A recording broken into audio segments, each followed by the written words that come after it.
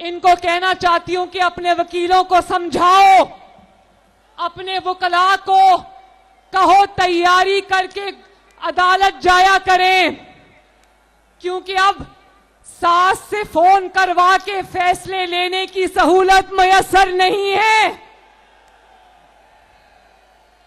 अब फैसले या आवाम की अदालत करेगी या कानून करेगा, लॉ करेगा। अब मदर इन लॉ के फोन से फैसले की सहूलत मयसर नहीं है। तमाम दुनिया ने काजी फाइज ईसा की अदालत में लाइव देखा कि अदालत जवाब मांगती रही। इनके पास जवाब नहीं था कि अपने इंट्रा पार्टी इलेक्शन में धांधली क्यों की। इन्होंने समझ लिया हर जगह धांधली चल जाएगी। हजारों के हिसाब से उम्मीदवार थे, इतना वोटर नहीं था जितना उम्मीदवार था, और सबके सबको बिला मुकाबला मुंतखब करा लिया। ये कौन सी जमहूरियत में होता है उकाड़ा वालों, जरा मुझे बताओ। और फिर अदालत ने कहा कि सबसे इतनी लंबी लंबी आपने फीस ली है, वो फीस की जरा कोई रसीद दिखा दो। एक जज साहबा ने कहा कि दूसरों से तो रसीदें मांगते हो, अपनी कोई रसीद है तो दिखा दो। कोई रसीद होती तो दिखाते।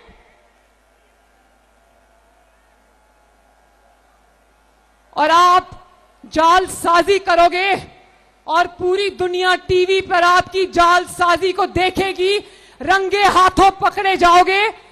इस्लामाबाद या किसी और शहर की बजाय केपीके के एक छोटे से गांव में अपने इलेक्शन मुनक्किद कराओगे, जाली इलेक्शन, और सोचोगे कि इलेक्शन कमीशन या अदालत आके आपके गले में हाथ डालेगी।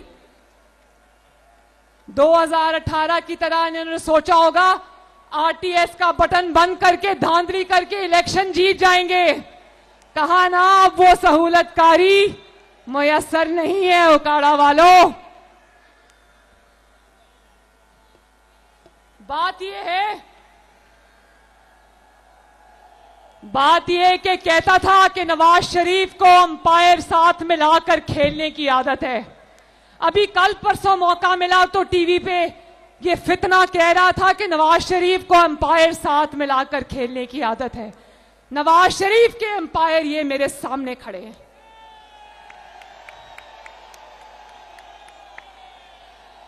तुमने जितनी मर्तबा नवाज शरीफ को निकाला, अल्लाह के फजल से ये एम्पायर उसको वापस लेकर आए, और अब चौथी बार भी लेकर आएंगे इंशाल्लाह।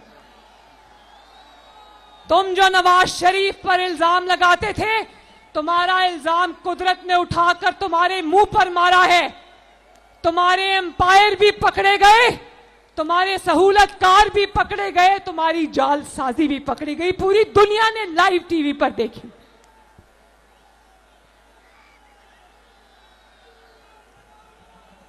और ऐसे लोगों को इबरत का निशान मिलता है, इंतखाबी निशान नहीं मिलता। मेरे भाइयों बुजुर्गों,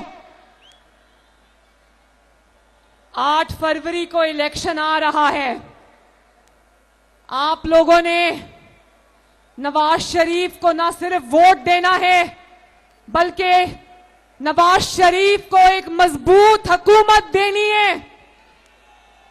और ये मैं आज बता दूं, उकाड़ा के गयूर अवाम को बताना चाहती हूं, अपनी बहनों को, बेटियों को, माओं को, बुजुर्गों को, बच्चों को बताना चाहती हूं कि अगर कोई पाकिस्तान से मोहब्बत करता है, अपनी सरजमीन से मोहब्बत करता है, इस मिट्टी से मोहब्बत करता है, अपने वतन से मोहब्बत करता है, तो वो नवाज शरीफ के अलावा किसी और को वोट दे ही नहीं सकता। ये इंतकाम उनसे मुस्लिम लीग नून नहीं ले रही, ये इंतकाम उनसे कुदरत का निजाम ले रहा है। एक सुओ मोटो सुना है ना? सुओ मोटो क्या होता है? जब अदालत खुद ब खुद नोटिस लेती है किसी चीज का, तो कुदरत की अदालत ने पाकिस्तान के और नवाज शरीफ के साथ होने वाले जुल्म का सुओ मोटो ले लिया है। और किस तरह ये बुज़दिल दुम दबाकर जूतियां छोड़कर भागे हैं। इस्तीफे पे इस्तीफा आ रहा है। मैं उकाड़ा के गयूर अवाम के सामने आज कुछ बातें रखने आई हूं। उकाड़ा वालों, सुना था ना कि अल्लाह ताला की लाठी बेआवाज होती है, सुना था ना? अब देख रहे हो कि आवाज भी नहीं आ रही और कुदरत की लाठी किस तरह चारों तरफ जो है वो अपना असर दिखा रही है। और एक बात याद रखना मेरे भाइयों, बहनों, बुजुर्गों, जो जितना बड़ा जालिम होता है उतना ही बड़ा बुज़दिल होता है। जो जितना बड़ा बेरहम होता है उतना ही बड़ा डरपोक होता है। पंजाबी में डरू का लफ्ज सुना हुआ है ना? सुना है ना? कौन सा लफ्ज?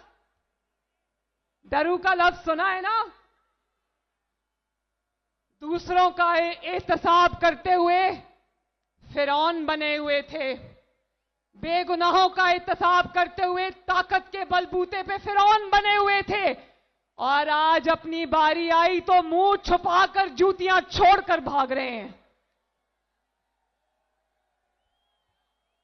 टांग पे प्लस्तर चढ़ाने से लेकर व्हील चेयर तक की कहानी, मुंह पर काला डब्बा और काली बाल्टी चढ़ाने की कहानी, अदालतों के हाथों से जूती छोड़कर दौड़ लगाने की कहानी, उसके मनाजिर आप लोगों ने अपने आंखों से देखे कि नहीं देखे?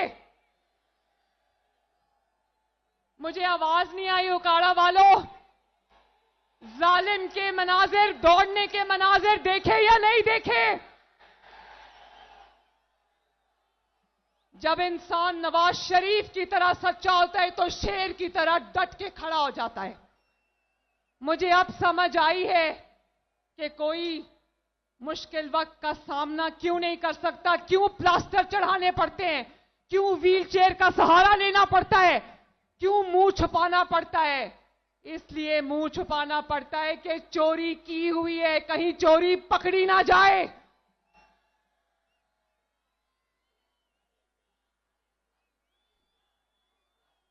और जोर से बोलो।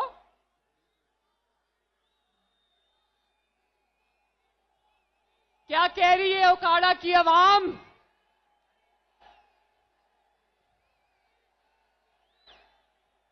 और ऊंचा बोलो, आवाज नहीं आ रही। मोरा शेर ते लावांगे, शेरां नूं जतावांगे, मोरा शेर ते लावांगे। लोगों को चोर चोर कहने वाला अपनी बारी आई तो घड़ी भी नहीं छोड़ी, खाना काबा की तस्वीर वाली घड़ी बेच के पैसे खा गया। लोगों की माओ, बहनों, बेटियों को जेलों में डाला, बाप के सामने गिरफ्तार किया और सजाए मौत की चक्कियों में फेंका। अपनी बारी आई तो बुज़दिली की दास्तानें रकम करके जिल्लत से फरार हुए, जिल्लत से इज्जत से भी नहीं गए। नवाज शरीफ को 10,000 दिरहम तनख्वाह ना लेने पर जब निकाला था, नवाज शरीफ इज्जत से घर गया था, आपकी ताकत से घर गया था, लेकिन ये जिल्लत से गए हैं।